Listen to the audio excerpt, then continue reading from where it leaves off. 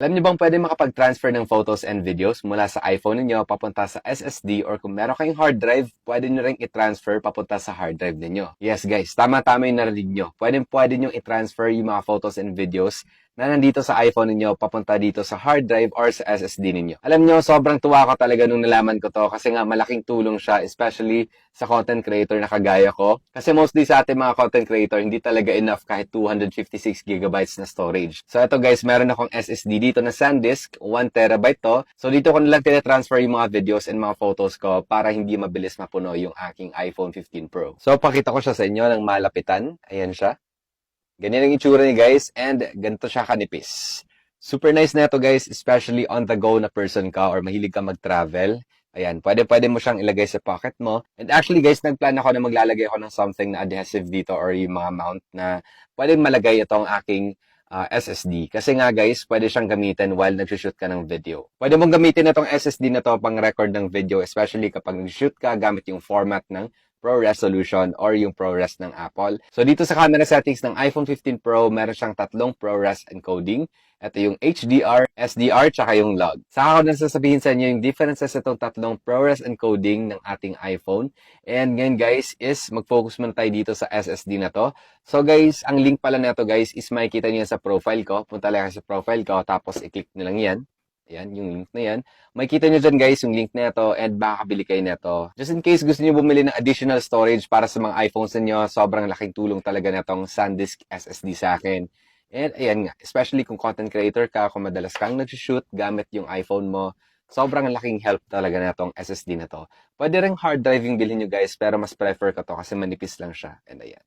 Pwede nilang ilagay dito sa likuran. So, ayan, maghahanap nga ako ng mapaglalagyan sa kanya yung mount niya kasi nga, guys, super nice siyang tignan and super comfortable siyang gamitin kapag nakaganyan siya. So, ayan guys, tuturo ko lang sa inyo saglit kung paano mag-transfer ng photos and videos mula dito sa ating iPhone 15 Pro papunta dito sa ating SanDisk 1 terabyte na SSD. So, mula dito sa screen, swipe down na kayo tapos i-search nyo lang yung files. So, pindutin nyo lang yung files and then kapag nasa files na kayo guys, normally andyan kayo sa browse na section.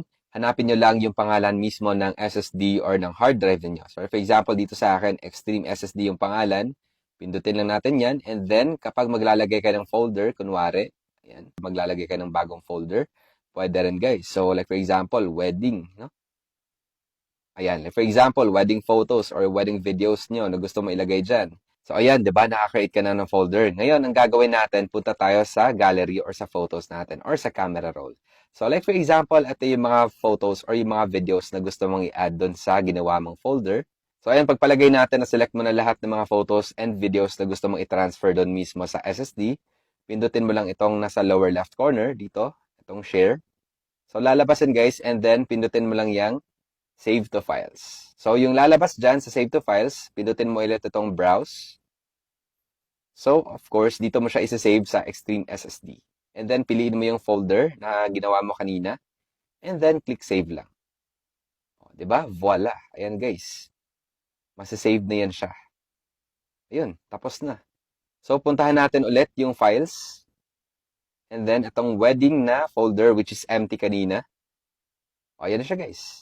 Ayan na lahat ng mga videos na na-transfer mo and yung mga photos. O, diba? Ganun lang kasimple, guys. And in this way nga, mas matitipid mo yung storage ng iPhone mo. So, ayan, pwede mo nang i-delete yun, yung mga na-select mo kanina, na na-transfer mo na sa SSD mo na 1 terabyte. So, ganun lang kasimple, guys. And ayan. So, again, para sa mga content creators dyan or sa mga young creatives like me, na naghahanap ng additional storage para sa mga iPhones nila kasi mabilis mapuno. Ito guys, for me, sobrang laki ng tulong niya sa akin. And guys, kung gusto nyo bilhin na to, kung gusto nyo malaman kung saan yung link nito, again guys, andyan lang yan sa profile ko. I-click nyo lang yung link dyan para mabili nyo to and 101% safe yung pag-order nyo ng inyong SSD kasi guys, nanggaling talaga yung link na yan sa SanDisk Official. Pero guys, hindi ito tig 500 pesos or 1,000 pesos ha.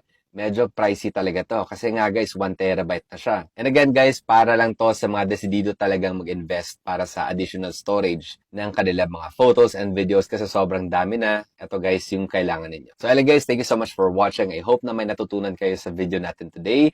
And also guys, don't forget to follow me. Pasensya na sobrang tagal kong hindi nakapag-upload kasi guys, sobrang busy ko talaga sa buhay ngayon. Sobrang dami kong in-edit ng mga videos and ginagawang mga script.